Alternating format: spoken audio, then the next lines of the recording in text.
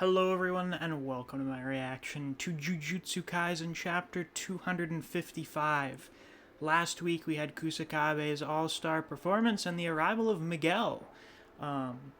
Is anyone else going to be showing up to help Miguel?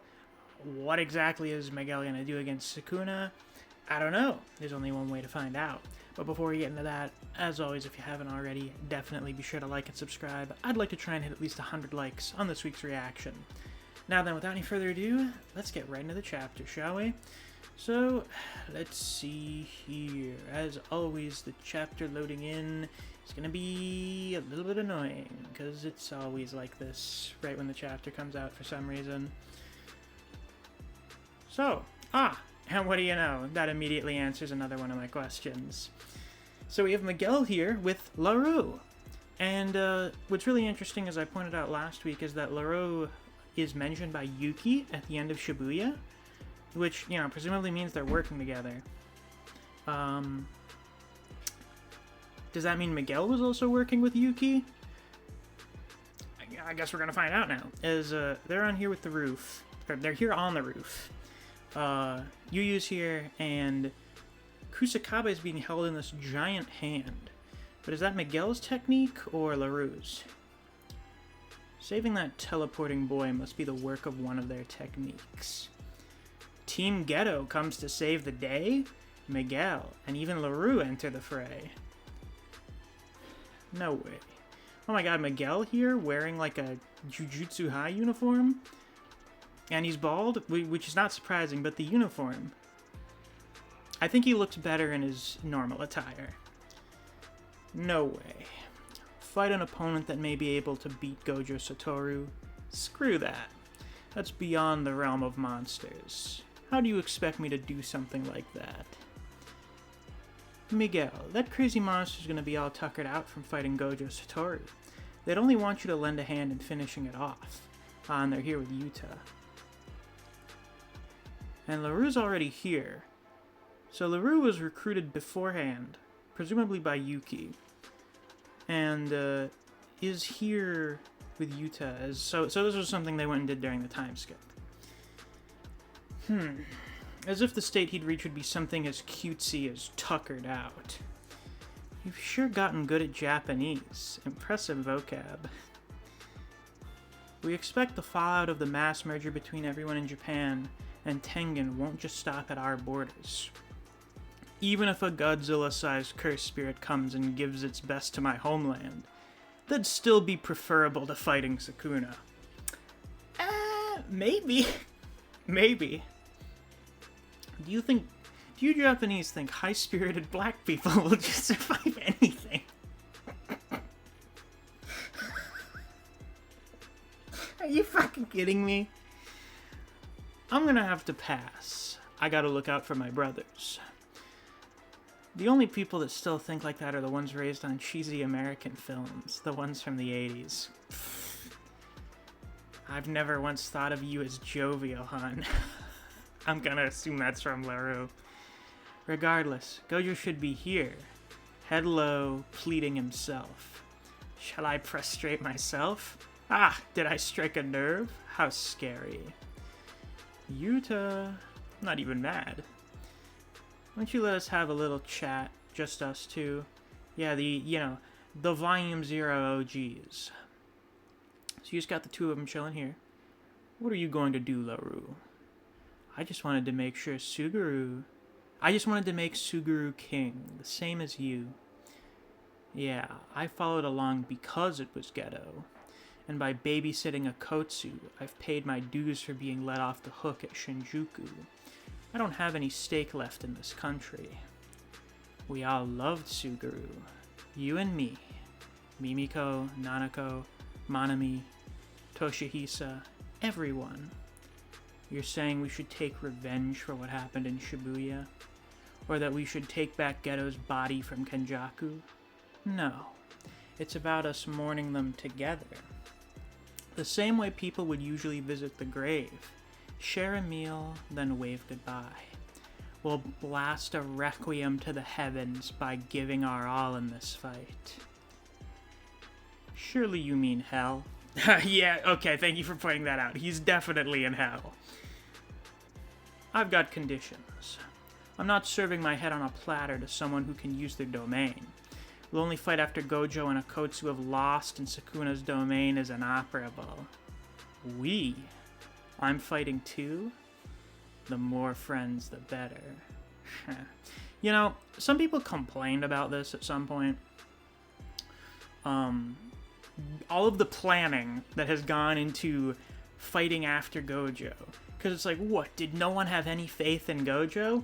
No, I think they were quite reasonable. Because when it came to this fight with Sukuna, they were like, man, this is the first time ever where we don't know if Gojo winning is a guarantee. It doesn't feel like a guarantee. Gojo showing up has always just been the win condition. Now it's not anymore. And if Gojo can't beat Sukuna, if we have no plan, we're just all gonna die. So, even if they have faith in Gojo, it was the smart move for them to go, if he loses, we need to have a very thorough plan. We need to take out all the stops. The more friends, the better. Seems his domain is properly sealed. Seems Gojo's left us a gift before he passed. On top of his reverse curse technique being weakened, he's missing his lower left arm, and the lower right isn't suited for battle anymore. And an unhealed heart. I almost feel bad. They saved us the most delicious part.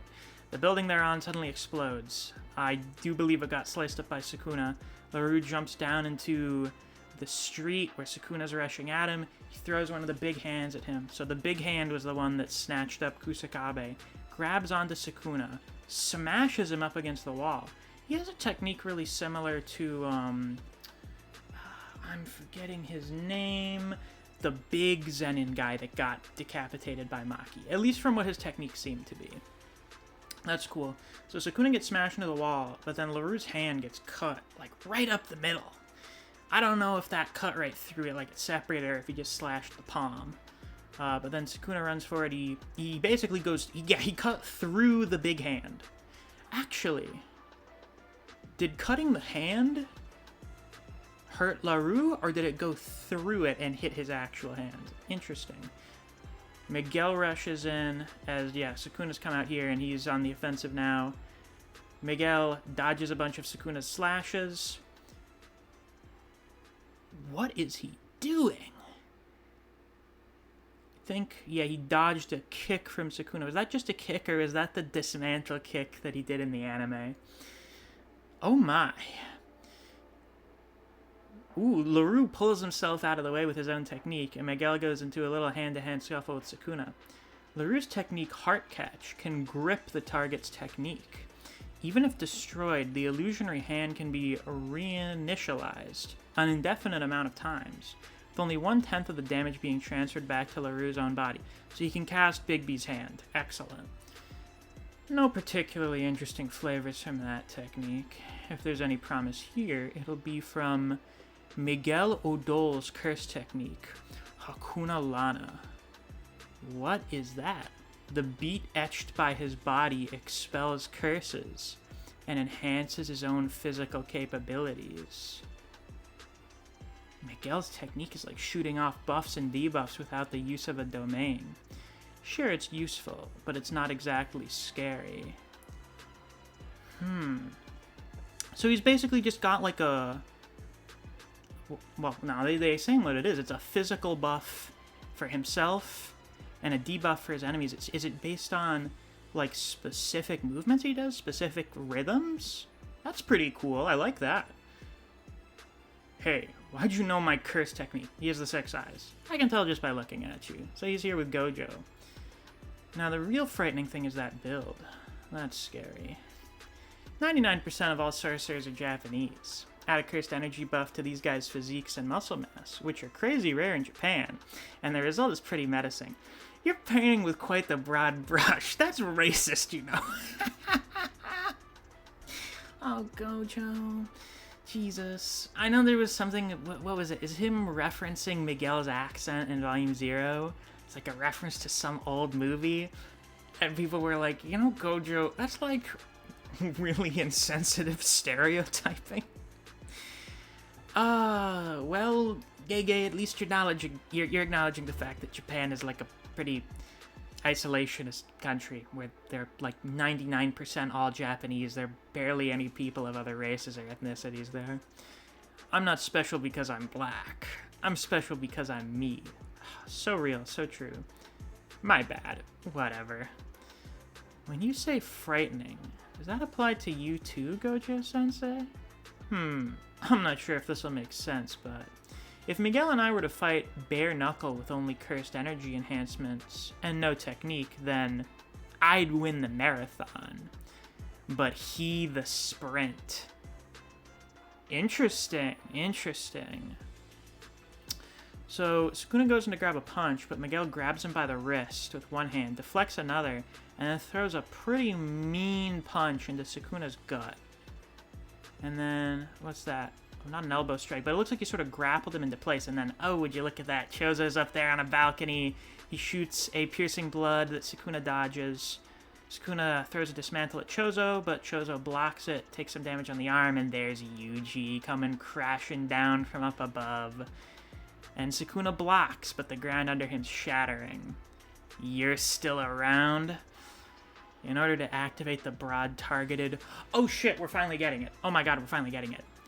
In order to activate the broad targeted world-severing dismantle, the same hand sign used for Malevolent Shrine, Enmaten, was required. However, with only one arm remaining prior to his transformation, Sukuna was forced to impose a binding vow to the activation conditions for all preceding uses of the move in order to cut Gojo Satoru. Oh my god, we're finally getting the answer that people have been fiending for and had no fucking patience for to get the answer for. So now we have some distinction. Presently, on top of both the Enmaten hand sign and chance being required, the trajectory of the technique must be specified via his palm. Oh, Sukuna, a couple of your arms just disappeared. At least, like, your upper left arm. Even after eating a black flash. Maki, she's here. Oh, fuck yes. Oh, and she's smiling. She tanked that shit. Oh, Sukuna, you're down to one working hand. He can't complete the hand sign with only his right arms, and his reverse curse technique still isn't functional. We can win. It's finally all coming together. Everyone's hard work, all for this moment. It's coming. The black box is coming. He's gonna say the magic words. Fuga. Oh, sparks of black.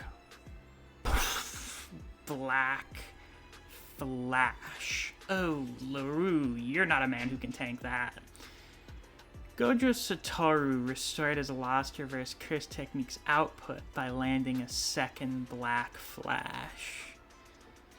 Now, in the King of Curses case, well, I would posit that Sukuna's in a little bit of a worse state than Gojo was. Because he's missing more arms, but not just that, it's also his heart and his brain that he's trying to repair right now. But, you know, victory's not guaranteed yet. But we have been pushing him, and we are in like a 5v1 right now. I mean, LaRue might have just been taken out. I wouldn't be shocked by that. Yeah, taking a black flash from Sukuna. But, you know, we've got 4 or 5 people here. Varying degrees of strength, but I'd say they're all at least pretty good. The ominous black lights shine, beckons an ill omen. Yeah. So now we also have a sort of win condition for Sukuna, as he needs to heal back his hands. If they can keep his hands off of him, enough of his hands off of him, we can stop him from doing the world cut again. Yeah, that was a pretty good chapter. I think that was, you know, that was pretty good. You know, we got some neat showcasings from Miguel and LaRue. We got Maki back here, we got Chozo and Yuji back on the scene, we got the reveal of how the world cutting slash works. All in all, pretty solid chapter. What did you guys think? be sure to let me know down in the comments, because with that, that's all I've got for this week's reaction. If you guys enjoyed, please be sure to like, comment, and subscribe so you don't miss any of my uploads. I do Jujutsu Kaisen chapter reactions and reviews every week that we have a new chapter. If you enjoyed discussing Jujutsu Kaisen with other people, or you just enjoy the content I produce on this channel, I highly suggest you check out my Discord server. I have a link to that down in the description. Thanks for watching. I'll see you guys around. Take care.